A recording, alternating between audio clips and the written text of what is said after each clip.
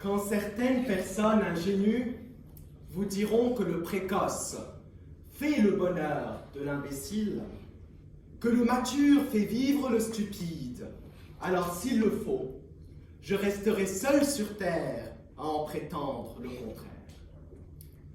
Regardez-moi, regardez-moi tous, 30 cm de diamètre, cravate jaune, accent de fermier et un sourire étalé sur fond de visage hébété. Je suis l'un des plus grands imbéciles dans cette pièce, un imbécile unique en son genre. Et pourtant, ô combien je suis frustré par la présence de personnes intelligentes, comme vous, monsieur, comme Marie-Chantal aussi, et comme vous aussi, messieurs. Toute ma vie n'est que tragédie à cause des gens de votre caste. Comment voulez-vous que je sois heureux lorsque je perds aux échecs face à un enfant précoce de 6 ans? Comment voulez-vous que je sois heureux quand un enfant de 11 ans m'apprend à remplir mes devoirs conjugaux? Monsieur, vous nous avez parlé de Marie-Chantal, une imbécile précoce. Comment se fait-il qu'une imbécile puisse être précoce? Connaissez-vous véritablement la définition de précoce? Connaissez-vous véritablement ce que veut dire l'intelligence? Ou avez-vous peut-être vu un peu trop dans vos livres littéraires ce que voulait dire vraiment précocité? Car, je vous prie un instant, s'il vous plaît, d'entrer dans ma démonstration qu'il est impossible pour une personne précoce de rendre un imbécile heureux. Car en réalité, il existe 2 sortes d'imbéciles. Les imbéciles qui sont conscients de leur idiotie, comme Marie-Chantal, et les imbéciles qui, eux, n'ont pas conscience de leur idiotie, comme François Eudes, Jean Eudes, je ne sais pas comment vous l'avez appelé. Ajoutons à cela un précoce, lunettes et livre à la main, et voyons ensemble quel sera l'effet de cette personne sur notre population d'imbéciles. Ceux qui sont conscients qu'ils sont idiots savent qu'il existe des personnes plus intelligentes qu'elles. Et leur caractéristique fondamentale aux imbéciles, c'est qu'ils ne supportent pas d'être contredits. Ils aiment enseigner, mais n'aiment pas apprendre. Par conséquent, lorsque ce précoce arrive et trotte, déploie son savoir et sa connaissance à la foule, il renvoie l'imbécile à sa propre médiocrité et établit dès lors un rapport d'infériorité. Il se sent donc humilié, mais il est aussi frustré, agacé d'être passé au second plan, de ne plus être la vedette qu'il prétend être. Sa vie est donc succession de frustrations et de consternations. Or, le bonheur, comme vous l'avez dit, est une succession d'états de pleine satisfaction. On en vient donc à la conclusion qu'un précoce rend forcément malheureux un imbécile. Maintenant, on passe aux imbéciles qui n'ont pas conscience de leur idiotie. Ceux-là, ils ne savent pas mesurer l'intelligence des autres. Et par conséquent, ils pensent que tout le monde a la même intelligence. Quand un précoce viendra leur adresser la parole, il n'aura pas d'effet. Tout simplement parce qu'il ne saura pas pourquoi il est plus apprécié par les autres. Et par conséquent, il ne va ressentir ni bonheur, ni malheur, ni frustration. Il existe des imbéciles de toutes sortes, évidemment. On en rencontre dans les villes, dans la campagne également. Comme des êtres innocents dotés de la plus grande candeur, à ces mots se reconnaît l'imbécile de souche qui, exalté, déploie son savoir avec ardeur, mais quand arrive le précoce, rentre bredouille et puis se couche. Il en est qui font des affaires et qui se déchirent entre eux.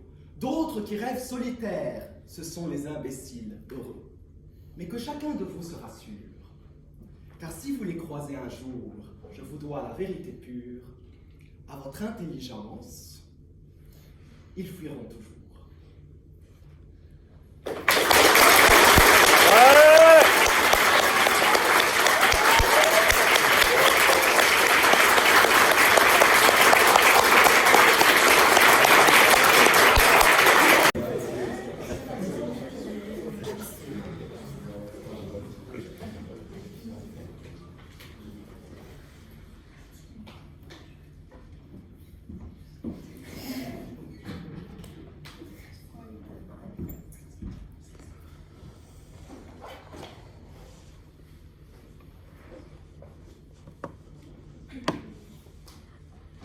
Antoine, à l'âge de 5 ans, a fait une bêtise.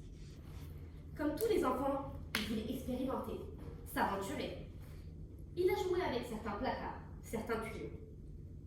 Mais par mégarde, ou juste ignorance, il a ouvert le conduit de gaz. Une erreur fatale à sa famille. Dans ce terrible accident domestique, sont décédés 3 membres de sa famille. Son père et ses 2 grands-pères. Mais le cerveau d'Antoine, alors âgé que de 5 ans, n'a pas réussi à faire le lien de causalité. Il ne comprenait pas en quoi ses actes auraient pu causer 3 morts subites. Aujourd'hui, il n'en garde plus aucun souvenir. Il ne sait pas réellement comment ils sont décédés. Et il ne se pense surtout pas coupable. Cet accident n'a pas rendu Antoine plus heureux, n'a pas contribué à son bonheur. Mais sa mère l'a préservé par son silence, d'une peine trop lourde à porter. Avant de s'égarer dans nos termes et de s'engouffrer dans un discours non fondé, laissez-moi différencier certains termes essentiels à la bonne compréhension de mon propos. Le plaisir, la joie sont des sentiments éphémères, ressentis spontanément. Or, le bonheur, quant à lui, est stable et durable. Le bonheur n'est pas inné, on nous ne l'offre pas. Tout comme une demeure, il se construit, petit à petit, au fur et à mesure. Lié par un bien-être profond et sincère, une fois notre foyer achevé, une fois l'état de satisfaction complète atteint, on est heureux, on jouit du bonheur. Si j'insiste sur ce qui paraît banal, à première vue, c'est parce que j'ai connu le bonheur. J'ai connu une tranquillité d'esprit, des plaisirs récurrents, et j'en suis reconnaissante. Mais ma bâtisse s'était effondrée, devant mes yeux, et je n'avais pas la capacité de la soutenir. À force d'impact, à force de paroles blessantes, mon bonheur est tombé en eux. Et ne me dites pas que c'est moi qui suis faible. Ne me dites pas que je n'avais pas assez bien construit ma demeure. Car nous sommes des hommes. Et que certains impacts nous sont fatals. Afin de préserver notre bonheur, il nous faut un environnement sain, sans être pollué par de néfastes paroles qui ne servent l'intérêt de quiconque. Et c'est à ce moment précis, plus que jamais, où le silence vaut de l'or. Car c'est grâce à ce silence qu'on atteint la tranquillité de l'âme, qui ne subit plus ni trouble ni douleur. Je vais illustrer le propos par cette image. Fermez les yeux. Imaginez un mur de briques rouges, en construction, lié par du béton, pas encore tout à fait sec. Les paroles peuvent alors avoir 3 effets néfastes distincts. Le premier est de vous distraire de cette construction, si importante que vous menez, par égoïsme ou par maladresse. Certains vont alors, à travers leurs discours interminables, vous égarer et égarer votre attention. Le second effet possible est comparable à une mitrailleuse qui prend d'assaut et détruit votre mur sur lequel vous avez si durement travaillé. Vous êtes alors anéanti, humilié, brisé. Le dernier effet, le plus malicieux, se propage doucement, telle une infection, au fil des années, utilise toute brèche pour s'emparer de votre bien-être, au fil des compliments vicieux, de la culpabilité, de l'humour qui n'en est pas, de l'hypocrisie des mots. Les paroles brisent, et ceci sans permission. Vous ne pouvez pas permettre de réduire à néant la quête la plus essentielle de votre existence. Ces paroles, si problématiques, doivent laisser place à une certaine éthique. Si l'émetteur n'a pas la bienséance d'arrêter sa médisance, c'est alors à nous de le réduire en silence. Prendre suffisamment nos distances afin de ne plus revoir cet amas de pollution. Préservons-nous, éloignons-nous. Parle si tu as des mots plus forts que le silence, ou garde le silence.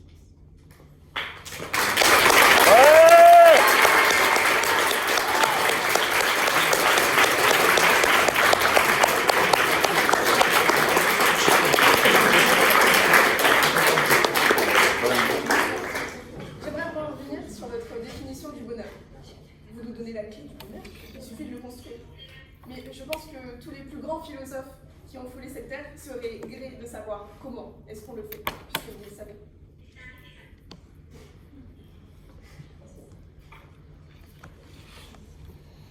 Pour construire ce bonheur, il faut y aller pas à pas. Il ne faut pas aller trop vite, mais il faut surtout être dans un environnement qui nous permet sa construction. Et cet environnement est alors dépourvu de toute médisance, de toute parole qui n'est pas la bienvenue.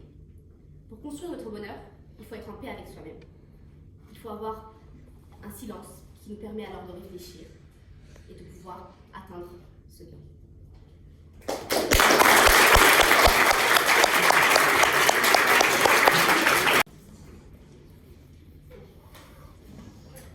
Je jure de dire la vérité, toute la vérité et rien que la vérité.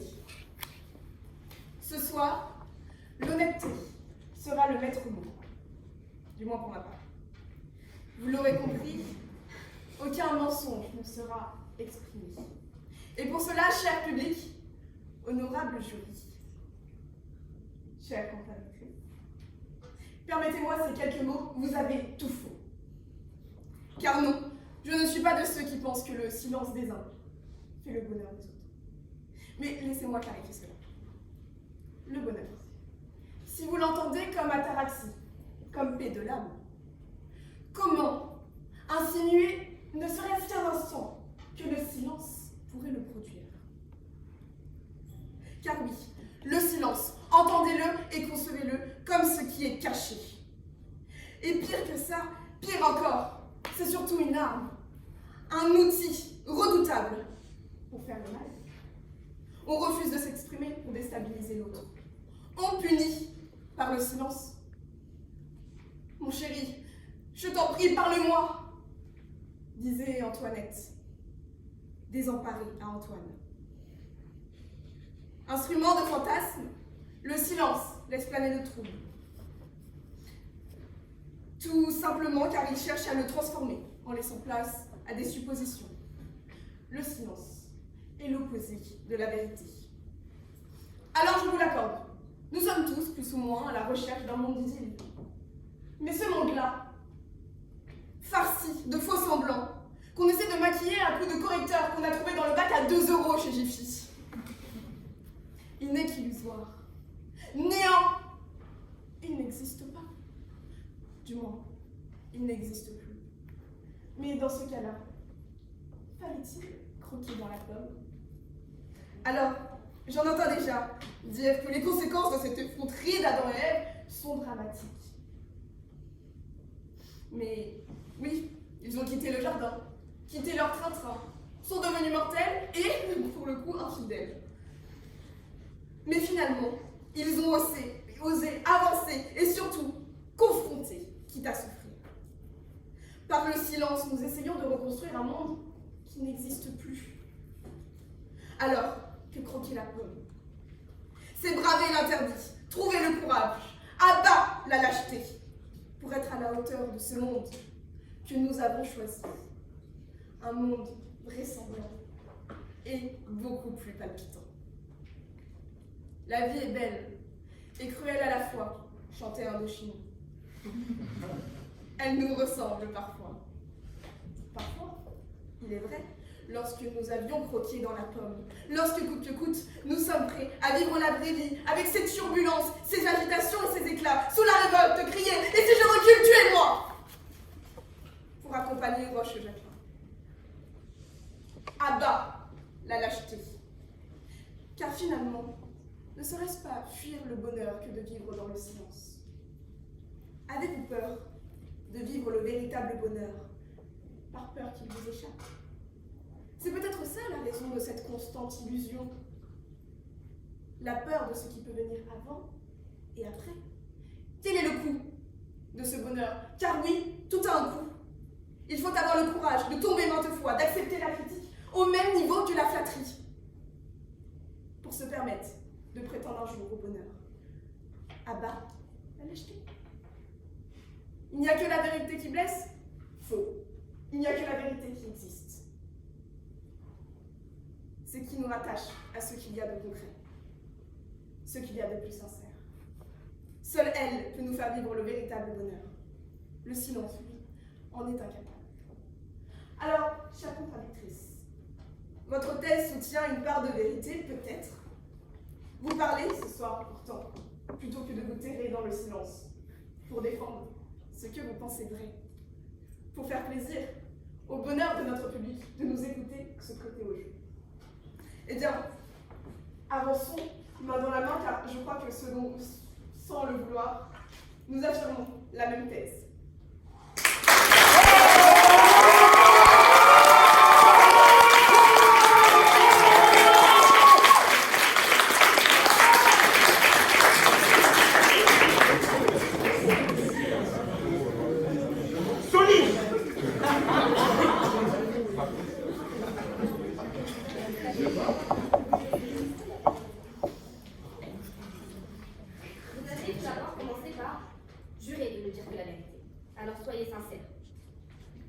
Un bonheur illusoire n'est-il pas mieux qu'un malheur permanent? Je crois que vous n'avez pas compris ce que j'ai dit auparavant. Un bonheur illusoire n'est pas un véritable bonheur. Alors pourquoi le chercher quand on peut atteindre le véritable bonheur?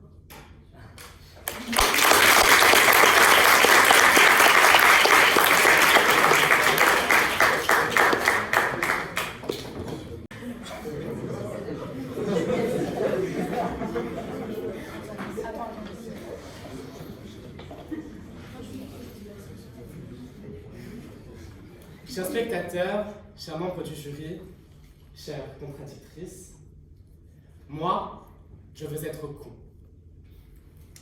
Je veux faire partie de ces imbéciles heureux que l'on pointe du doigt pour ce don ou ce courage qu'ils ont d'être ce que l'on n'est pas, d'être heureux. Moi, j'aurais aimé être invité au dîner de con, de faire partie de ces gens qui rient de tout, de ne pas craindre l'avenir ni le présent. J'aurais aimé ne pas me prendre la tête, mais moi, le bonheur ne m'a pas choisi. J'aurais aimé être choisi par le bonheur, ça c'est clair. Mais j'ai été choisi pour répondre à la positive à cette question bien tortueuse. Le bonheur a ses préférences, et j'en fais pas partie. Alors j'avoue, je me suis creusé la tête. Je me suis dit instinctivement que c'était faux, que j'allais devoir mentir. Parce que c'est vrai, nous nous sentons tous libres d'être heureux. On s'en sent tous capables. Personne ne se sent exclu du bonheur. J'avoue, moi-même n'y avoir cru à ce mythe. Pourquoi? Par réconfort, plus que par conviction, je le crois. Mais force est de constater que, autour de moi, des gens naissent sur de bonnes étoiles pendant que d'autres sont abattus par le sort. Il nous suffit pour nous en rendre compte de regarder l'un des plus illustres personnages de notre rayonnante et magnifique culture française, Jeff Tuche. Mari de Cathy Tuche, père de 3 enfants, chômeur.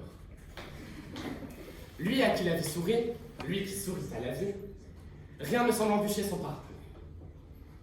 De son pavillon modeste aux hôtels luxueux de Monaco, Jeff Tuche n'a cessé d'être heureux. Ses conditions matérielles n'ont jamais influencé sur son bonheur, car il a fait partie de ceux qui ont été choisis. Et c'est tant mieux pour lui. Oui, je souris jeune. Je souris jeune parce que moi, je n'ai pas eu cette chance. Parce que moi, je bégaye quand le samedi matin m'attend une copie vierge sur un amphi de 400 places. Moi, je ris jeune. Moi, je ris jeune parce que je me trouve muet quand je rencontre un garçon pour la première fois que je sais fait pour moi. Moi, eh bien moi je tremble quand, comme ce soir, je dois plaider sur un sujet qui de prime abord m'apparaissait hostile. C'est dans ce moment-là que je me dis que le sort s'abat sur moi. Mais le sort ne s'abat pas que sur moi. Ce serait faux de le penser, ce serait égoïste de le dire. Le sort s'est abattu sur tant de gens. Tant de poètes qui ont fait de leur souffrance des vers à la beauté frôlant sublime. Spleen, mélancolie, paradis artificiel, amour déchu. Voilà quelques mots qui pourraient caractériser le travail de ces poètes qu'encore aujourd'hui nous apprenons. Je mesurais 3 pommes quand je me connaissais déjà de main des lobes. De main des lobes à l'heure blanche de la campagne, je vous avoue que je dormirai. Pour rattraper mes nuits d'ivresse et d'amour, mais aussi pour rattraper la nuit que j'ai passée à écrire cette plaidoirie pour ne pas me retrouver muet devant cette magnifique assemblée. Oh, il a raison! Certains expliqueront cela par les astres. Les Sagittaires sont faits pour être heureux, les lions déterminés, les scorpions torturés, les poissons mélancoliques, les cancers tristes. Certains expliqueront ça par la religion. Dieu éprouve ceux qu'il aime. Certains diront karma, d'autres mektoub. Certains, un peu plus scientistes, diront qu'il s'agit là d'une question de génétique et pourquoi pas. Mais peu importe la solution que vous apportez à ce constat, nous partageons tous le même constat. Des gens sont faits pour être heureux et certains ne sont pas faits pour l'être. Mais ce n'est pas parce que le bonheur ne nous a pas choisis qu'il nous a laissés aux mains du malheur. Ne pas être heureux ne veut pas dire être malheureux. La vie n'est pas binaire et la vie ne se comprend pas par dichotomie. Ne pas avoir été choisi par le bonheur, donc, ne fait pas de nous des êtres pris par le malheur. Il y a un non-lieu, un entre-deux, un espace de nuance, si je ne parle pas de la Macronie. Un espace de nuance, donc, que l'on garnit. De petits plaisirs, de petites jouissances, de petites déceptions, et surtout, de grandes décadences. Un non-lieu, surtout, dans lequel beaucoup d'entre nous se retrouvent, et dans lequel, pourtant, on se perd aussi. Il est si facile de se perdre, quand face à nous, nous avons des gens comme vous qui allaient défendre l'idée que le bonheur n'est pas une question d'inné, qu'il est l'affaire de tous et de personne à la fois, qu'il est l'objet d'une quête, qu'il est l'objet d'un travail. Mais c'est pourtant bien faux. Non, tout le monde ne peut pas être heureux. Faut-il que je le crie ou que je le chuchote? Le bonheur n'est pas l'affaire de tous. Pire, l'impossibilité du bonheur de certains nourrit une industrie qui cherche à faire du bonheur la nouvelle marchandise à la mode. Christo, livre de développement personnel, coach de vie, citation positive. Vous trouvez votre bonheur tant que vous l'achetez. Le capitalisme entre dans vos entrailles, entre dans votre âme. Le capitalisme vous détruit, en vous faisant croire que vous êtes les seuls responsables de votre bonheur. Je l'ai fait. Votre quête du bonheur s'apparentera alors davantage à un marathon de Pierre Ménès qu'à une course du Bolt. Alors, bien sûr, vous allez nous dire voilà, que le bonheur dépend de nous, qu'on peut en tout cas essayer de l'atteindre. Moi, je vous propose d'embrasser votre condition humaine, votre humanité, mais surtout, je vous propose d'aimer, de courir, de danser, de chanter, de manger, de jouer, de pleurer, de souffrir. Moi, je vous propose de vivre sans chercher le bonheur qui peut-être un jour ne vous sera jamais destiné. Le bonheur n'est pas une fin, il est un moyen et moi je vous en offre 1000 autres. Chers spectateurs, chers membres du jury, chères contradictrices, je vous sens prêts. Je vous sens prêts à le dire, alors je vais le dire pour vous. Que le bonheur nous ait choisi ou non, vivons!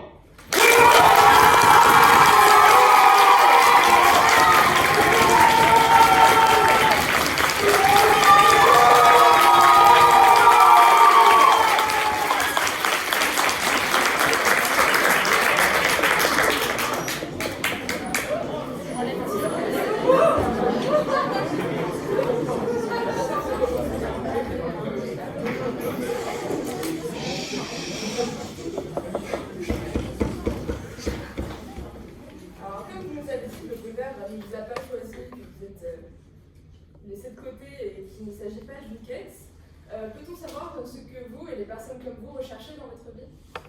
Non. Le bonheur, nous l'avons dit, c'est un état permanent, d'ataraxie. Eh bien, nous recherchons les petits plaisirs, les petites jouissances. Et parce que justement, nous ne connaissons pas cet état d'ataraxie, que je pense que nous pouvons jouir de la vie encore plus fort. Parce que nous, ce que nous voulons, c'est jouir sans entrave.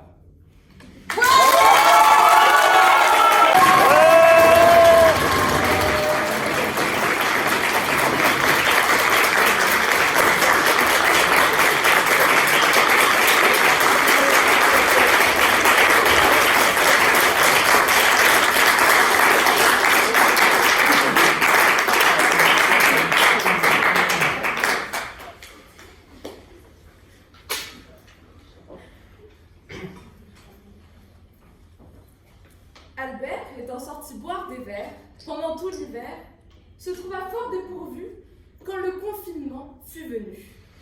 Seul, dans ses 11 mètres carrés, sa seule interaction était la caissière du supermarché. Jusqu'à ce qu'une furie à sa porte vienne toquer, la dépression était arrivée.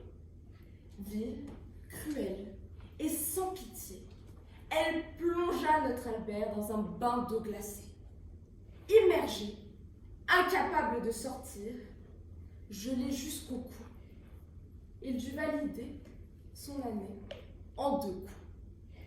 Septembre arriva, à la fin de l'été, et il commença sa deuxième année, résigné, un regard sur la vie désabusé.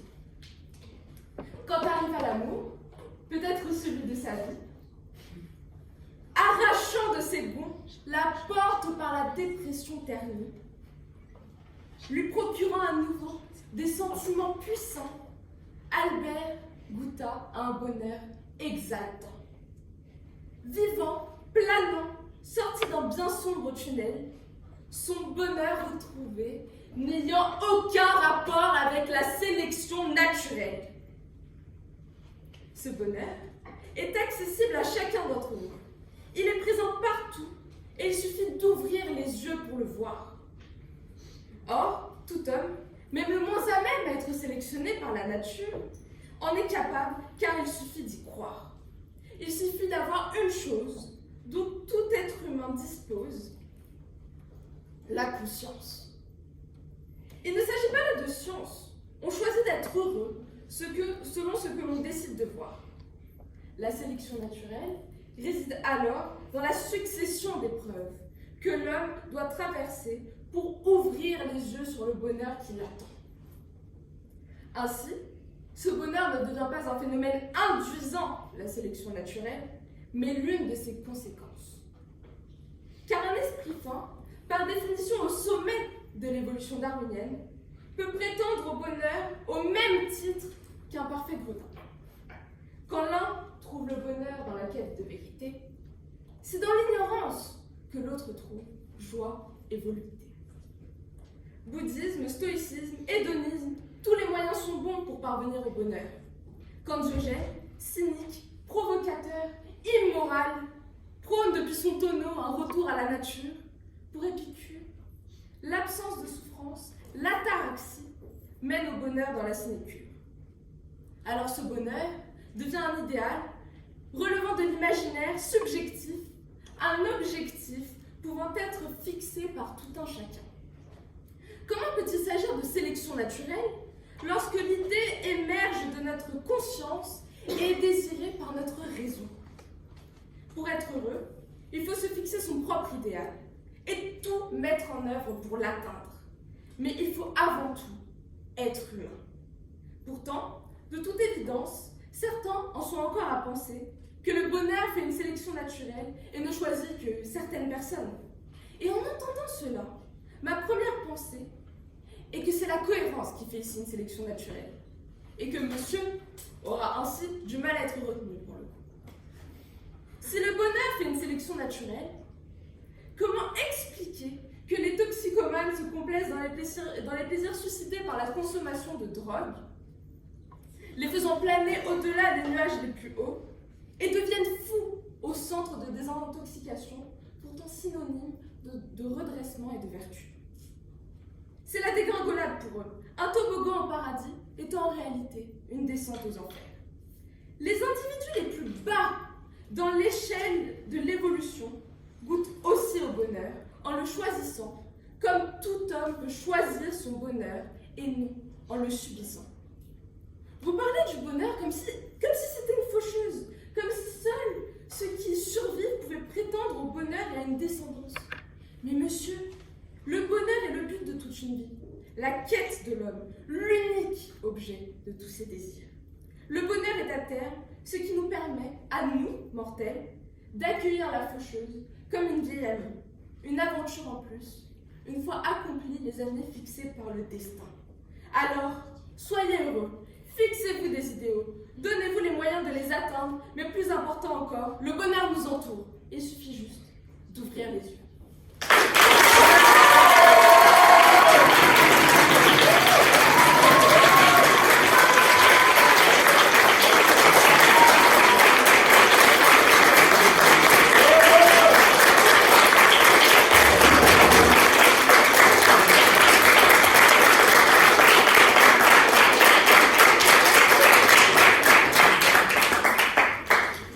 Vous avez dit que le bonheur peut être fixé à tout un chacun, que tout le monde peut décider ce que sera ce bonheur. Alors moi j'ai une question. Que faites-vous de ceux qui ne savent pas ce qui les rend heureux?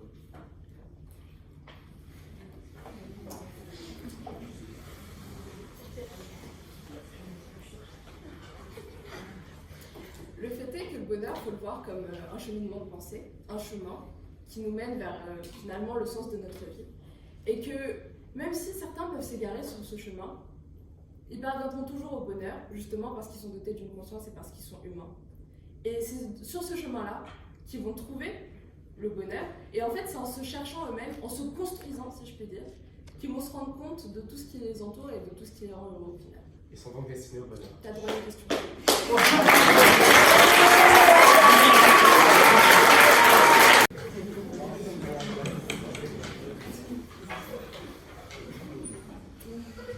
Alors je tiendrai à commencer par vous remercier pour ce choc de plaidoirie. Merci également de la part de l'ensemble du jury de nous avoir invités pour ce choc afin de combler nos soirées tristes et ennuyeuses du mercredi soir pour nous donner l'illusion d'être heureux au moins pendant quelques heures au sein du pôle universitaire Léonard de Vinci. J'aurais peut-être, avant de commencer, des retours un petit peu plus particuliers sur chaque débat, faire un retour un peu plus général sur déjà notamment l'ambiance de l'amphi qui était assez dynamique ce soir.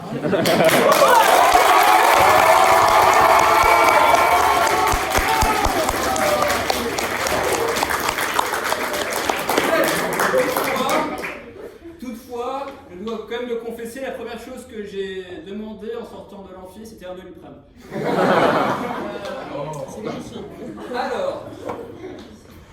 Alors, pour commencer des retours un peu plus généraux, on peut peut-être déjà essayer, sans essayer de trop divaguer sur, comment je pourrais appeler ça, sur notamment la lecture, qui était pour la plupart des orateurs comme un doudou. Le texte est comme un doudou, finalement on essaie de s'attacher, on est content qu'il est là, et puis du coup on essaie de le regarder. On aime bien regarder aussi ses compagnons, parfois un petit peu ses adversaires, et malheureusement on oublie un petit peu trop le jury. Alors j'ai souvent été derrière le pupitre et on m'a souvent fait la remarque de ne pas regarder assez le jury, et je ne comprenais pas vraiment. Et puis en effet, quand on est maintenant derrière sur la chaise du jury, et que du coup on fait l'effort de se dépasser, on fait l'effort de se concentrer, alors qu'on pourrait faire autre chose pendant que les autres sont en train de passer, donc on est obligé de se concentrer. Et comment on est remercié? On n'est pas regardé, donc c'est... Soyez un petit peu plus... Soyez un peu moins ingrat avec le jury. Soyez un peu moins ingrat avec le jury qui se couche tard, avec le jury fatigué, avec le jury qui a mal à la tête à force de tout le monde applaudit. Sachant que c'est nous qui délibérons, donc essayez plutôt de nous acheter en nous faisant de l'œil, franchement. Voilà. Et je tiendrai aussi faire une petite remarque à la fois à Révolte-toi Sorbonne et à la Joute de Vinci. Il y a eu beaucoup de fois où c'est arrivé, où certaines personnes de Révolte-toi Sorbonne ont fait, pour utiliser un anglicisme affreux, des private jokes qui étaient apparemment seulement compris par ce Révolte-toi Sorbonne et qu'ils ont fait beaucoup rire. Et du coup, je me sentais un petit peu seul de ne pas rigoler.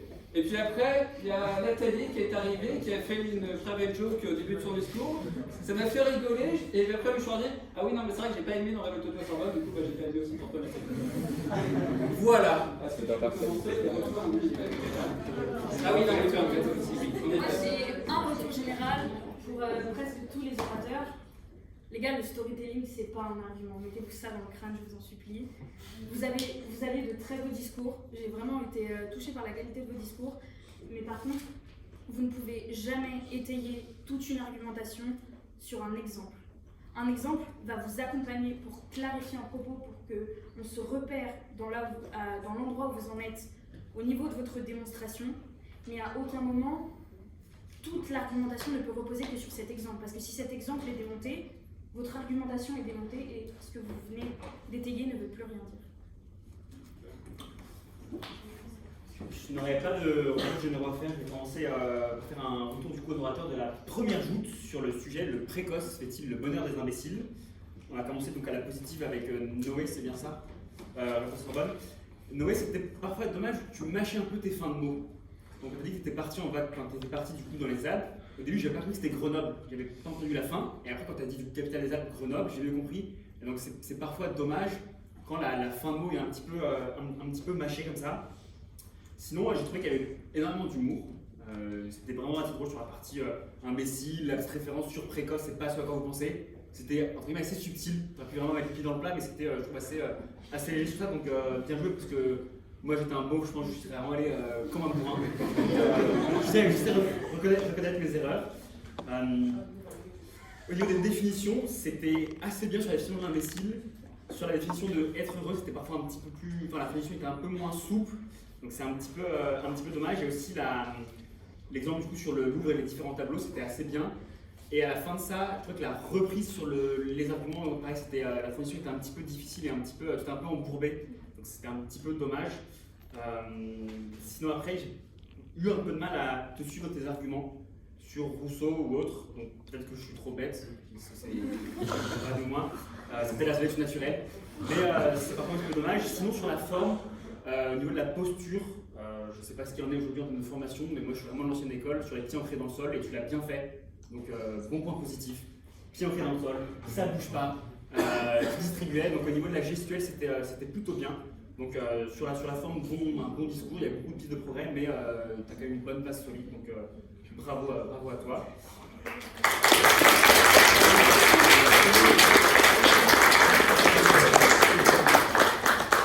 Ensuite, nous passons au fermier le plus élégant de France. Sorte de José Bové italien, cravate jaune magnifique, petite écharpe de dentiste. Je me suis dit c'est un londonien qui nous parle, mais en fait non, a priori c'est un fermier qui a des bras mentaux. Non, plus sérieusement, car bon discours, très belle accroche. Dès le début, on avait envie de t'écouter, envie de te suivre, ça a vraiment pris par la main. Donc très très bon point positif. Tu as été assez à l'aise parce que très vite, tu as aussi cité Marie Chantal, Eudes François, qu'on avait entendu chez Noé, donc c'était vraiment pas mal de. Tout de suite, tu rebondissais. C'était vraiment, on a vu que tu n'avais pas. Tu as su t'adapter. Tu n'avais pas ton discours qui était écrit et il ne fallait pas en délire d'une ligne. Tu étais là, tu étais à l'aise, tu as pu citer Marie Chantal, donc on l'embrasse. T'avais aussi cité pas mal d'exemples, le petit de 11 ans qui met la misère aux échecs, le précoce de 6 ans qui t'apprend ses devoirs conjugaux, donc c'était assez bien, dynamique et drôle. De bonnes réflexions qui étaient glissées ça et là au fur du discours, c'était aussi pas mal.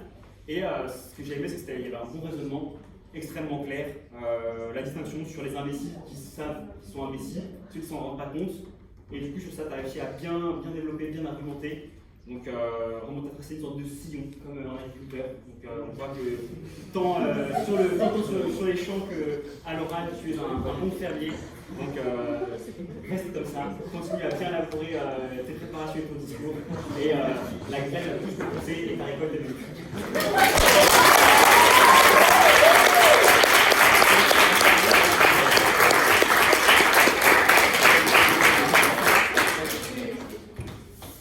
Et donc le vainqueur de cette joute sera annoncé à la fin, parce que nous sommes jury. Alors du coup, j'ai l'honneur de pouvoir juger le second match. C'est déjà un très beau match dans le sens où les deux orateurs, oratrices, exactement, vous l'avez Aïe aïe aïe. Aïe aïe aïe. Aïe aïe aïe. Enfin bref, les deux oratrices, c'est peut-être parce que ce sont des femmes, mais elles ont respecté le temps de parole, les deux, ce qui n'était pas le cas pour les deux autres matchs, il y en a au moins un qui n'a pas respecté le temps de parole. Et du coup, bravo à vous, on peut vous applaudir.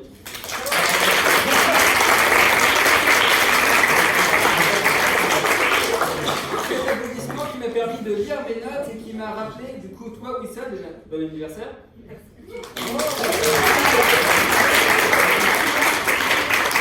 Que tu nous as commencé par un magnifique storytelling qui était normalement censé nous parler du bonheur et qui était quand même un petit peu macabre. Alors, déjà, merci à toi.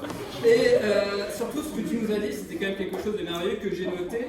Tu nous as raconté que cet accident ne l'a pas rendu pour autant plus heureux. Sans déconner.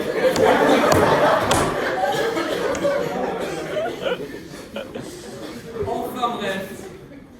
Non, ce qui était appréciable en tout cas, c'est que tu essayais au moins d'avoir, d'essayer de nous adresser quelques regards. Alors, comme je l'ai dit, pas forcément, j'ai essayé de balayer un petit peu la salle du regard et c'était assez plaisant à ce niveau-là. Tu as également essayé d'avoir une certaine gestion du rythme de ton disque, de ta voix, de ton flux, et qui était assez appréciable. Malheureusement.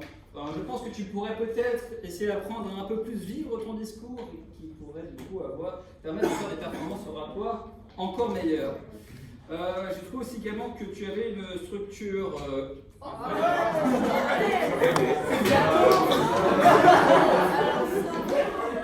Faux espoir, il n'y a pas de gâteau pour toi. Enfin, je sais pas. Mais c'est pas grave. Les yeux ne sont pas utiles lorsque vous avez des oreilles.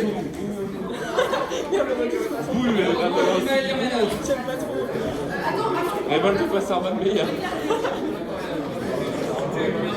Allez, on va finir à la bougie et on peut le voir.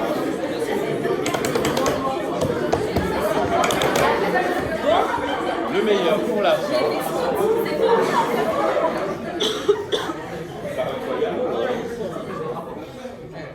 Ouais, Wissam, ta posture était bonne, tu avais une très belle plume, toutefois, je pense que tu lisais un petit peu trop tes notes et c'était ce qu'on pourrait appeler dans le jargon oratoire très dommageable.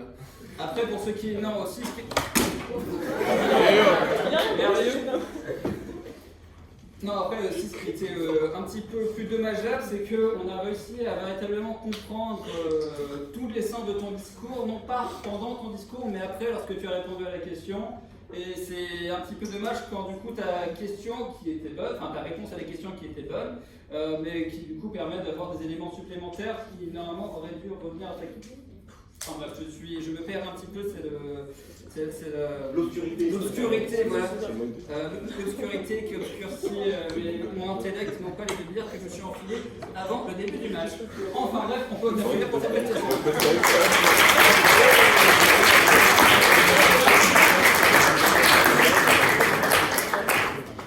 Linda, alors, oui, je te vois. Du coup, quand je t'ai vu arriver avec ton énorme Bible, du coup, dans cette assemblée, et que tu essayes de le mettre sur ton pupitre, je me suis dit, tiens, c'est marrant, Sorbonne est devenue à droite, mais la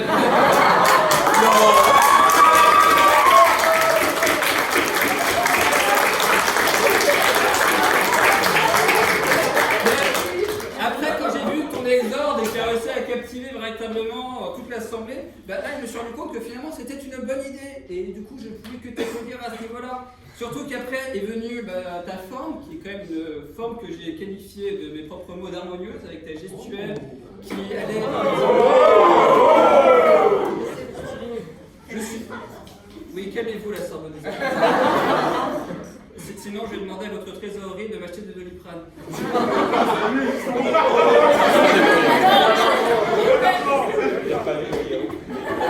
Elle est fou même.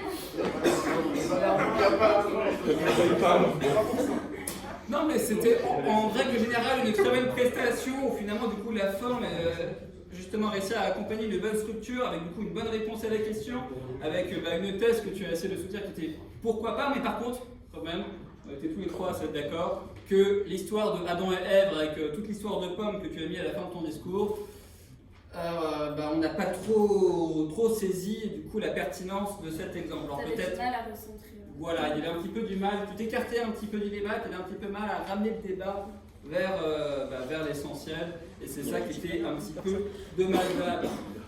Toutefois, c'était une excellente présentation, donc on peut t'applaudir.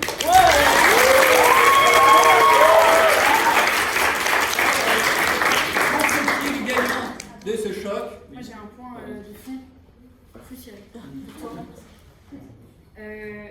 L'opposé de vérité, qu'est-ce que c'est? Tu as dit le silence.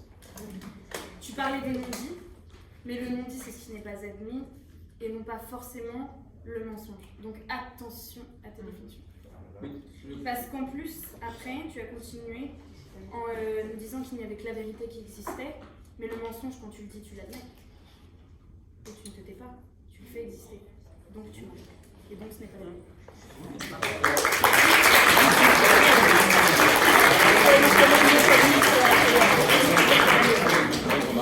Alors voilà l'exemple de ce que tu aurais pu avoir comme contradictrice. Heureusement pour toi, ça n'a pas eu lieu, donc te voilà sauvé. Alors du coup, pour ce qui est du gagnant de ce match, ce sera annoncé à la fin. On a déjà eu une fois. Le comique de répétition avec la répétition. Non, mais ça n'est pas forcément commencé à exister. C'est pas parce que tu répètes des choses, c'est parce que tu ne dois pas avoir tout le monde. J'ai donc l'honneur de clôturer ces retours et de saluer déjà toutes les prestations de nos orateurs. J'ai trouvé qu'il y avait des poètes ce soir parmi les orateurs. Et est-ce qu'on pouvait les applaudir, s'il vous plaît?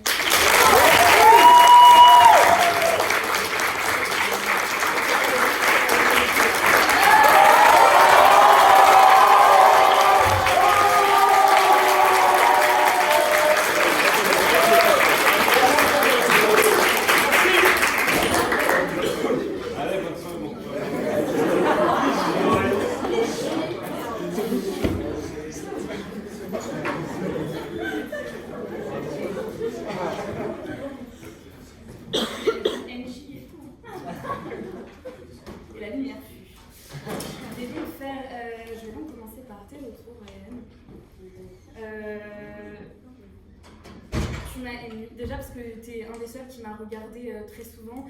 J'avais une position centrale aussi, mais c'était tellement agréable. Je vais commencer. J'ai plein de retours déjà pour vous deux parce que j'ai adoré vos prestations. C'était une très belle clôture de choc finalement. Je vais commencer par les points positifs et les points que tu pourrais améliorer par la suite. Et crois-moi que tout va dans le bon sens. Je suis déjà hyper séduite par les nouveaux talents d'RVTS. Donc l'assaut de mon cœur n'a pas changé, je suis fière. Tu as énormément de charme, tu as une voix qui porte, qui est claire. Tu as de la légèreté, de la sincérité, de l'honnêteté, et même quand tu tremblais, tu t'en es servi comme un atout pour ton passage. Et juste pour ça, merci. Tes références et ton humour apportaient de la douceur, de la légèreté à ton discours. Tu as été au-delà de ton sujet et ça en fout, merci. Tu as fait une déclaration finalement puisque tu as pris... C'est intéressant parce que tu as réussi à utiliser le storytelling mais pour toi. Et du coup en ça tu as dépassé le sujet et c'est ce qui fait que ça n'a pas été un handicap pour toi de te servir du storytelling comme argument. Parce que tu l'as généralisé et tu as utilisé le nous et tout le monde pouvait s'identifier. Comme point que tu peux améliorer, attention à la lecture, mais ça on vous l'a dit à tous ce soir. Lâche le pupitre. Lâche. En plus tu trembles, donc je tremble avec toi. Et après tu dis qu'est-ce qu'il t'a fait? Laisse-le tranquille. Donc j'ai compris que c'était ton show ce soir, les spectateurs, le public. Mais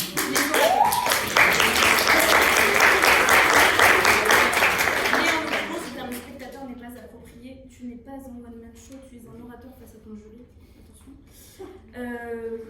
Mais voilà, ne t'excuse pas et ne vous excusez pas si vous butez sur un mot ou quoi que ce soit, ne dites pas pardon, enchaînez, on s'en fout. L'ajoute, vous avez beaucoup respiré quand vous bégayez sur certaines phrases. Là-dessus, ils ont un avantage sur vous, prenez l'exemple.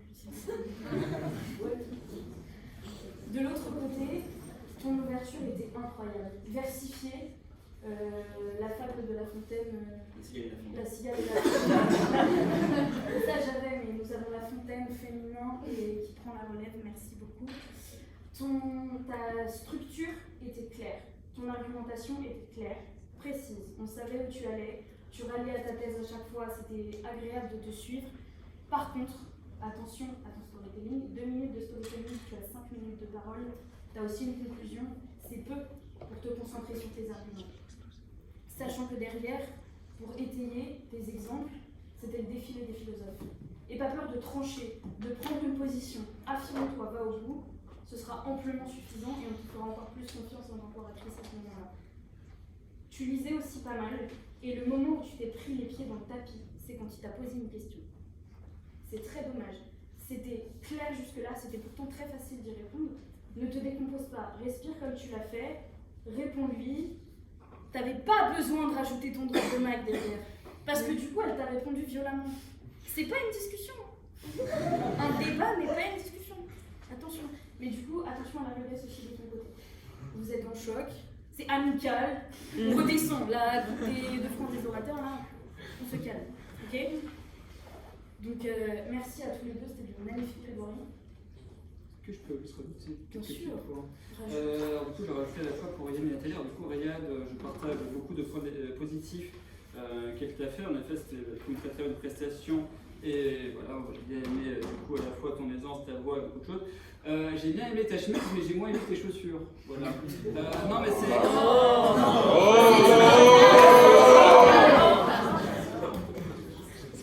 Oh, mais en fait, non, juste te dire. Alors, du coup, je vais aussi refaire un petit point aussi pour toi sur WeSide, et ce qu'on appelle les tous du coup, pour le débat. Et du coup, c'est l'image que vous transmettez. Alors, du coup, c'est une critique que j'ai oublié de te faire. C'est la première chose que tu as fait quand tu étais au pupitre. Tu es retourné chercher ton téléphone. Ça, c'est pas. Ça, c'est. Tant pis. Voilà. Pense-y avant. Non, ça c'est bon. Et pourquoi non? En fait, j'explique pourquoi du coup les baskets ça m'a fait un petit peu tiquer.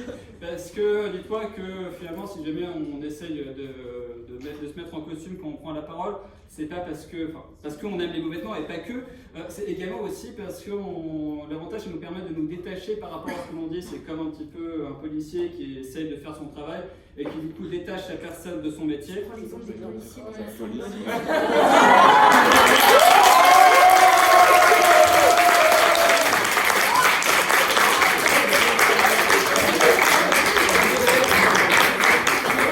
Une Bible, 3 chemises, j'étais un petit peu confus et j'ai oublié de ça. J'ai cru que voir révolte-toi à ça.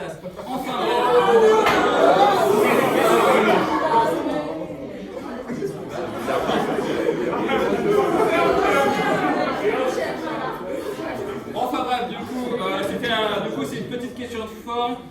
Tu remarqueras qu'il n'y a pas trop de. Enfin, c'est pas trop grave. Et également aussi pour le pupitre. Alors, du coup, je vais revenir sur le point du pupitre. Et du coup, citer Maître Olivier Barra qui, lors de l'un des premiers chocs auxquels j'ai pu assister, avait dit à un orateur qui tenait le pupitre quelque chose qui lui a marqué, qui a fait en sorte qu'il ne tenait plus le pupitre après. Le pupitre, c'est pas ta mère, lâche-le. Là. C'est fun. Je suis de gauche.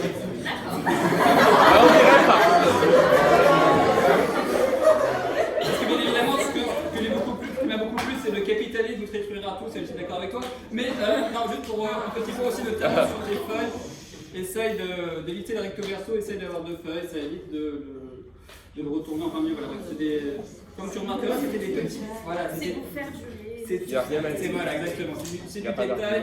Et pour toi, Nathalie, toi, ce que je te reproche beaucoup, c'est ta réponse à la question.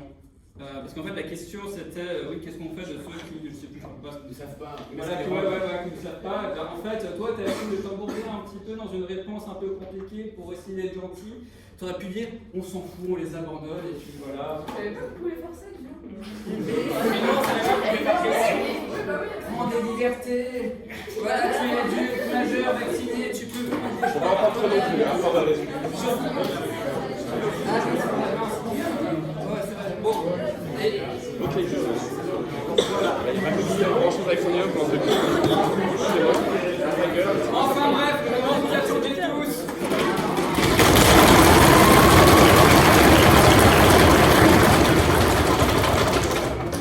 Le premier débat est remporté par Le fermier à la cravate jaune.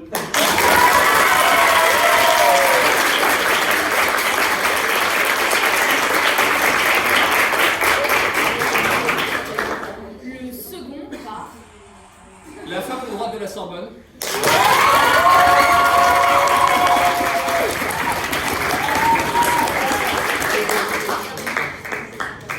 fait un partout la balle au sol.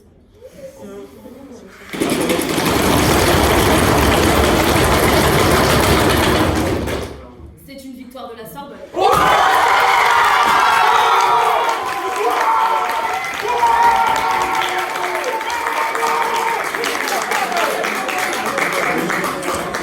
Avec un titre du meilleur orateur pour le meilleur fermier de ce soir.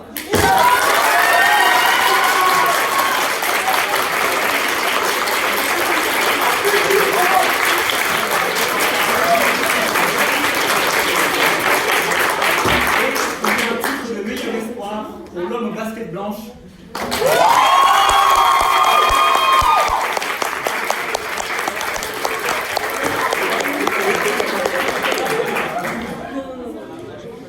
T'es sûr de ça? Je veux pas les Bah, merci à vous. Merci à vous.